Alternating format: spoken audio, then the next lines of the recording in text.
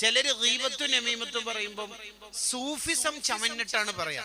ഉദാഹരണത്തിന് ഞാന് കൂടുതൽ പറഞ്ഞാല് അയാളുടെ പേര് പറഞ്ഞാൽ നിങ്ങൾക്ക് മനസ്സിലാവും അയാളെ, അതുകൊണ്ട് ഞാൻ പേര് പറയുന്നില്ല, കാര്യം പറയാം. അത് ഗീബത്തും ബിൽ ഖൽബാണ്, ഹറാമാണ്. അങ്ങനെയുണ്ട് ചിലയാൾ സൂഫിസത്തിന്റെ തൊപ്പിയിട്ടിട്ടാണ് അഭിനയിക്കുക. രണ്ടാമത്തേത് നമീമത്തിന്റെ ഒരു കോലുണ്ട്.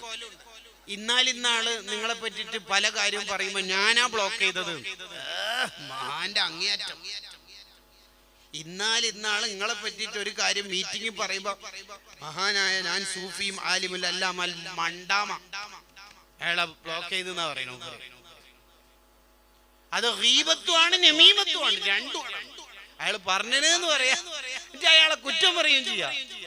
കണ്ടാ, ഗീബത്തുമാണ് നമീമത്തുമാണ്, രണ്ടിന്റെയും ഹറാമിന്റെ കുറ്റം അവിടെ ഉണ്ടാവും.